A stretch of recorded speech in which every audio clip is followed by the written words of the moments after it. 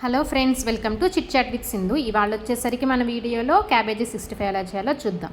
Cabbage ఇదైతే వచ్చేసి 1/2 kg ఉండిందండి. నేను కట్ చేసే ముందు చూపించడం మర్చిపోయా. ఇదైతే ఇలా సన్నగా కట్ చేసుకోవాలి. కట్ చేసుకున్న తర్వాత ఒక 1.5 స్పూన్ వచ్చేసరికి సాల్ట్ని యాడ్ చేయాలి. ఇట్లా యాడ్ చేసుకున్న తర్వాత ఈ క్యాబేజీ కట్ చేసిన దాన్ని ఇట్లాగైతే బాగా ప్రెస్ చేస్తూ వాటర్ ఎట్లా అయితే ఎక్స్ట్రాక్ట్ అవుతుందో అంత ప్రెజర్ చేస్తూ దీన్నైతే క్యాబేజీని చూసుకోవాలి. ఇలా వాటర్ ఎక్స్ట్రాక్ట్ అయ్యేంత వరకు చూస్తూనే ఉండాలని. చూడండి వాటర్ ఎలా అయితే బయటకు వచ్చేసాయో, వాటర్ బయటకు వచ్చేసిన తర్వాత మాత్రమే మనం తర్వాత ఇంగ్రీడియంట్స్ని యాడ్ చేసుకోవాలి. నెక్స్ట్ వచ్చేసరికి 2 స్పూన్స్ బియ్యపిండి. ఇదైతే బియ్యపిండి, దీన్ని 2 స్పూన్స్ నేను యాడ్ చేస్తాను. ఈ స్పూన్తోనే నేను చూపిస్తానండి, ఎందుకంటే ఇదైతే మన అందరి ఇళ్ళల్లో ఉండే స్పూన్స్. ఇది వచ్చేసరికి కార్న్ఫ్లవర్ మొక్కజొన్న పిండి, ఇది 3 స్పూన్స్. నెక్స్ట్ వచ్చేసరికి మైదాపిండి మనం 1 స్పూన్ ఆర్ 1.5 స్పూన్, మన మ్యాక్సిమం 1.5 స్పూన్ కన్నా తక్కువే వేసుకోండి. ఈ 3 ఇంగ్రీడియంట్స్ కలుపుకున్న తర్వాత మళ్ళీ మంచిగా మిక్స్ చేసుకోవాలి. మిక్స్ చేసిన తర్వాత మనం ఆల్రెడీ సాల్ట్ వేసాం కాబట్టి ఇప్పుడైతే కారం వేసుకోవాలి. ఈ కారం కొంచెం ఘాటుగా ఉంటుంది, మేము బయట తయారు చేయించుకున్నాము.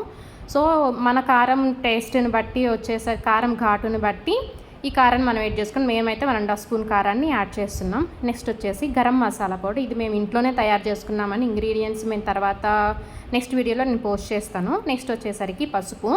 ఈ పసుపు నేను కలర్ కోసమైనా దేనికోసమైనా మనం యాడ్ చేసుకోవచ్చు, ఎందుకంటే నేను కలర్ కోసం ఎటువంటి ఫుడ్ కలర్స్ నేను యాడ్ చేయట్లేదు. ఇది వచ్చేసరికి ధనియాల పౌడర్ ఒక 1/2 స్పూన్ యాడ్ చేస్తే సరిపోతుందండి. ఇలాగా అన్నీ యాడ్ చేసిన తర్వాత మంచిగా మిక్స్ అయ్యేంత వరకు బాగా కలుపుకోవాలి. చూడండి ఎంత బాగా మిక్స్ అయిపోతుందో, క్యాబేజీకి అంతా అంటుకునేటట్లు బాగా మిక్స్ చేసుకోవాలి. నెక్స్ట్ కొత్తిమీర అండ్ కరివేపాకు సన్నగా తురుముకొని ఇట్లాగైతే మనం కలుపుకోవాలి. ఇట్లాగా మంచిగా నూనె కాగినాక ఇట్లా మనం పకోడీ అయితే ఎలా అయితే వేస్తామో అట్లనే వేడివేడి నూనెలో అయితే మనం ఇలా వేసుకోవాలి. చూడండి నూనె కాగితే మనం ఇట్లాగా వస్తుంది. ఇట్లాగా ఒక వాయికి సరిపడా క్యాబేజీని మొత్తాన్ని స్ప్రెడ్ చేసుకుంటూ మంచిగా వేసుకోవాలి.